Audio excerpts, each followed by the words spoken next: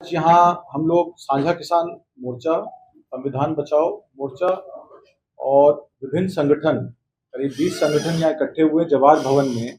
India alliance के जो partners हैं, जैसे कांग्रेस पार्टी है और प्रमुख दल हैं, जो आगामी लोकसभा इलेक्शन में 5 राउंड का इलेक्शन बाकी है, उसमें समन्वय स्थापित करने के लिए विभिन्न पार्टियों में, जैसे दिल्ली में आम आदमी पार्टी और कांग्रेस जो है मिलकर चुनाव लड़ रही है। 4 सीटों पर आम आदमी पार्टी है और 3 सीटों पर कांग्रेस है। वैसे ही हरियाणा में 9 सीटों पर कांग्रेस लड़ रही है, 1 सीट पर जो है वो आपका आम आदमी पार्टी लड़ रही है। तो उसमें किस तरीके से कार्यकर्ताओं को जोड़ना, और जो भी मैनिफेस्टो कांग्रेस पार्टी का है जिसमें 25 गारंटी न्याय हैं, जिसमें किसानों के लिए स्वामीनाथन कमीशन रिपोर्ट पर कानून बनाने की बात की गई है कि C2+50 फॉर्मूला पे कानून बनेगा, और उसमें इम्पोर्ट एक्सपोर्ट पॉलिसी के लिए किसान संगठनों के लोगों को साथ लेके पॉलिसी बनाई जाएगी, या फिर उसमें जो फसल बीमा योजना का पैसा 30 दिन में जो है अकाउंट में मिलेगा।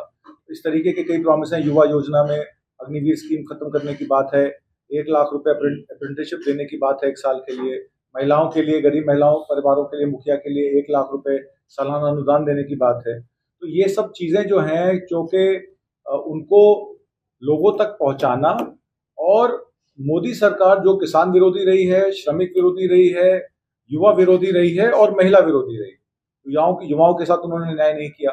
महिलाओं का उत्पीड़न आपने देखा, हाथरस की घटना हो या और भी स्टेट्स में जो महिलाओं के लिए उत्पीड़न हुआ। लेबर फोर्स पार्टिसिपेशन रेट में भारी कमी महिलाओं के लिए आई। तो 22-23% लेबर फोर्स पार्टिसिपेशन रेट था दिल्ली हरियाणा में, वो घट के 8% भी नहीं रह गया है। तो महिलाओं के लिए रोजगार के साधन खत्म हो गए, उनकी इनकम खत्म हो गई, और उनके जो प्रताड़न के किस्से आपने देखा किस तरीके से कर्नाटका में। हम लोग 2 हफ्ते पहले से कह रहे हैं कि देवेगौड़ा के पोते, उनकी जो पेन ड्राइव थी, 300 पेन ड्राइव वहां पे लोगों के पास पहुंचाई गई, जिसमें उनके कृतज्ञ 300 से ज्यादा केसेस उस पेन ड्राइव में थे। और जैसे ही इलेक्शन समाप्त होता है, वो तुरंत जर्मनी के लिए रवाना हो जाते हैं, और उन्हीं की पार्टी के जो उनके दादाजी जिसके संस्थापक हैं JDS के, देवेगौड़ा साहब को, उनको उसको पार्टी से निष्कासित करने का फैसला करना पड़ सकता है। उस पर बात चल रही है आज। तो इन लोगों की नीतियां जो है किसानों के प्रति, महिलाओं के प्रति और युवाओं के लिए रोजगार के जिन्होंने साधन 2 करोड़ देने थे वो नहीं दिए, 20 लाख नौकरियां भी ये नहीं दे पाए। तो ये दर्शाता है कि आज वो सिर्फ मंगलसूत्र, मुसलमान और मैनिफेस्टो की बात कर रहे हैं। और मैनिफेस्टो में उन्होंने इस तरीके की बातें की कि महिलाओं का मंगलसूत्र छीन लिया जाएगा, बाजरे के डब्बे से सोना निकाल लिया जाएगा, या युवाओं को जो है वो धोखा दिया जाएगा।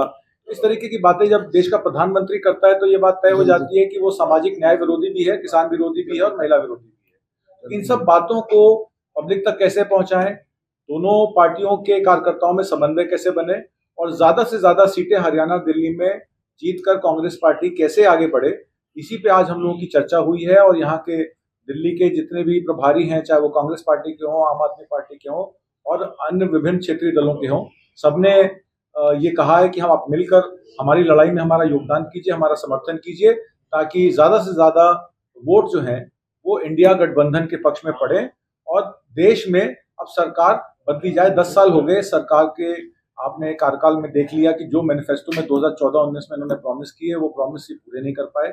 और 2024 में फिर से जो है हिंदू मुसलमान कराकर, और कश्मीर के आर्टिकल 370 पे राम प्रतिष्ठान के नाम पर, कि राम प्रतिष्ठान के नाम पर, कि जैसे जिन्होंने राम मंदिर नहीं बनने दिया, वो गोली चलाई राम सेवकों पर, इस तरीके की बातें जब देश का गृह मंत्री करता है, तो ये बात तय हो जाती है कि सिवाय सांप्रदायिकता के और ध्रुवीकरण के इस पार्टी के पास कुछ बचा नहीं है।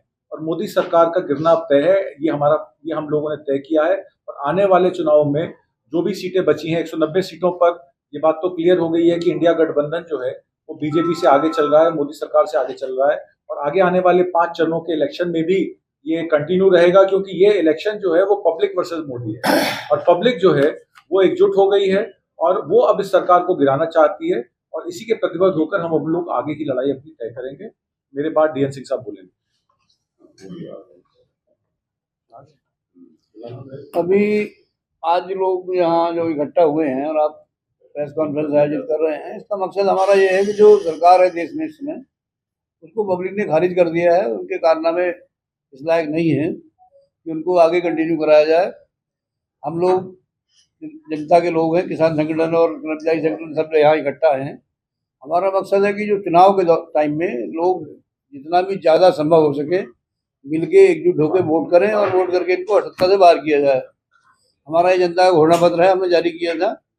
इसके जो मेन मुद्दे पब्लिक के हित के थे वो इन्होंने इंडिया गठबंधन वालों ने उसमें ले लिए हैं। उसमें से मैं अगर जिक्र करूं तो अग्निवीर योजना वो कैंसिल कर रहे हैं, रद्द कर रहे हैं। किसानों के लिए एमएसपी गारंटी कानून की बात घोषणा पत्र में है और उनका वायदा है। इसके अलावा जो हमारा जो रेट निर्धारण होगा कृषि खेती की उसका किसानों का फसल होगा उसके लिए स्वामीनाथन आयोग की रिपोर्ट लागू करने की बात भी है। 25 लाख कर्मचारियों के रेगुलर भर्ती करने की बात भी है और कर्जा माफी भी है किसानों का इसमें। तो हमारे जो मेन मुद्दे थे, पेंशन पुरानी पेंशन बहाल करने का मुद्दा है, तो जो हमारे मेन मुद्दे थे, मुद्दे तो और भी हैं, उस पर उन्होंने सकारात्मक रुख के लिए वादा किया है और मेन मुद्दे हमारे मान लिए हैं। इसलिए हम अपने मुद्दों को समर्थन में, मुद्दों को देश में लागू कराने के लिए हम लोगों से अपील भी कर रहे हैं और क्षेत्रों में भी काम कर रहे हैं कि इन मुद्दों के समर्थन में लोग एजेंडा के आधार पर वोट करें, हवाई बातों पर वोटिंग ना हो। इसके प्रयास के लिए हम यहाँ इकट्ठा हुए हैं। हमारी कोशिश यही रहेगी कि लोग जो है तानाशाह सरकार को हटाएं, लोकतंत्र और संविधान की रक्षा करें और अपने मुद्दों के आधार पर वोट दें। धन्यवाद।